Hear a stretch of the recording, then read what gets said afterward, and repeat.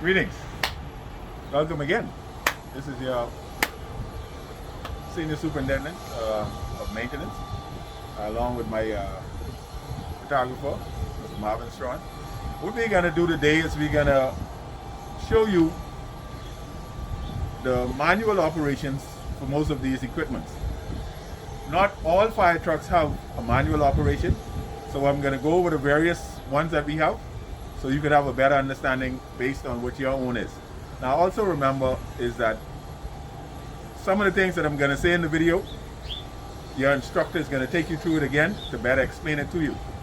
Okay? Now on most islands we have somebody who's a designate as far as the maintenance department is concerned. So if you have any issues, more than likely you could connect with them and they'll connect with us, and then we come back. But remember, you have to go to your training instructor first, and they will explain all these things to you. Okay?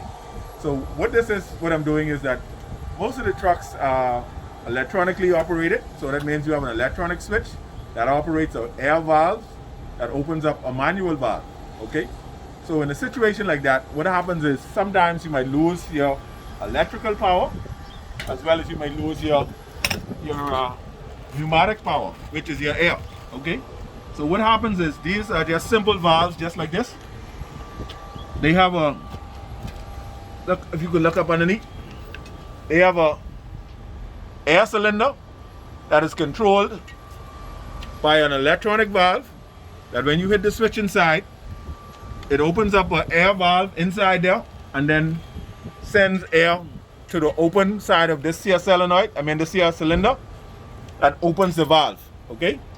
So this is just a regular manual valve opening that I'm going to show you.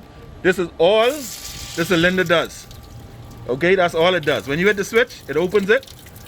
When you deactivate the switch, it closes it. Okay? So what happens with most of the trucks is if you lose power or you lose air, some of the trucks are equipped with a manual operation. Okay?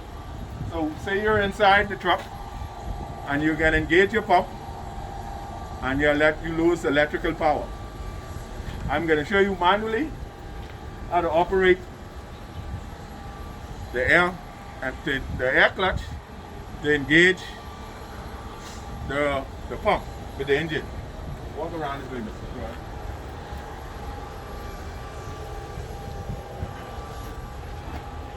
Let me borrow your apparatus. Okay.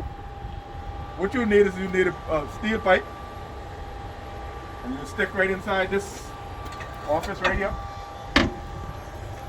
And what you do is you push back, and what this would do is this would engage the dry clutch in this wing box and allow your pump to engage with the engine. Now, when you're doing something like this, you want it to be at idle. Okay? So you just push this back, you would hear a snap, and that would mean that your pump is now locked in with your engine. This is a manual way of operation if you lose your air pressure or your electrical pressure. Okay? The next way is I'm going to show you. That's once you engage your pump. Now you come over here to your regular valves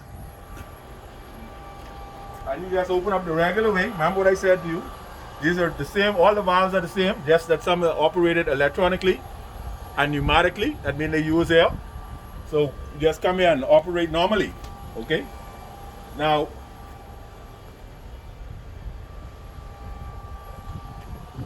if in the case that you, and we can use it on this truck while we're here, in the case that this truck is started up and the truck doesn't want to shut off, if you lose electrical power by any means necessary, you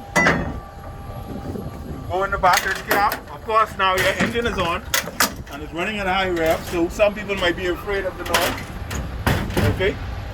You come right here and you push this. This will exactly tell you exactly what to do.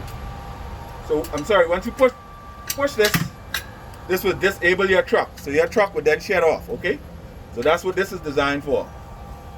All of these manual safety systems that I'm going through with you is to help you just in case of an emergency, in case you lose your electronic or your air control, okay?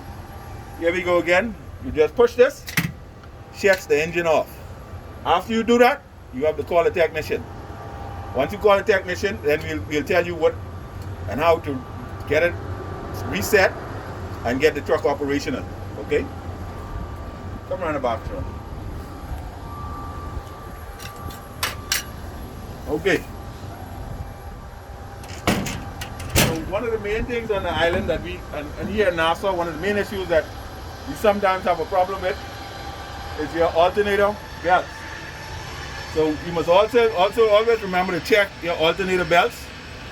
Make sure that they nice and tight. Make sure they're not worn out. That's also one of your safety mechanism checks. Because what has happened is, if the alternator belts are not tight, then the alternator is not going to be charging the battery. With these type of trucks, your truck can run without battery power. Okay? So that's one of the things you would really want to check too.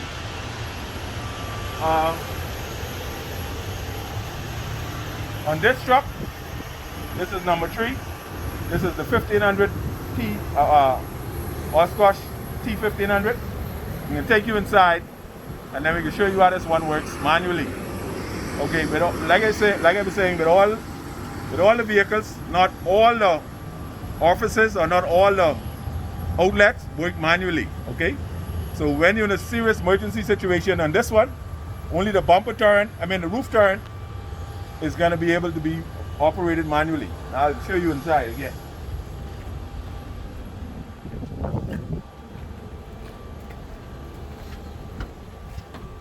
Yeah. Come on this side. Let me go on this side.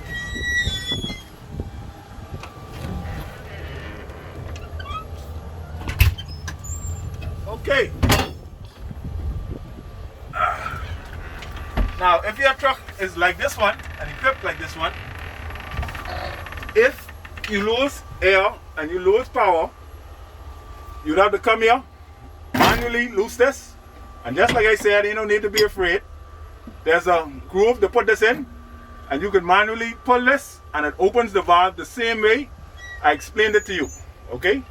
Now, you want to come here to your air and manual switch and turn it on to manual, and then go ahead and pull this. This would actually open the valve and allow you to expel water through your roof turn.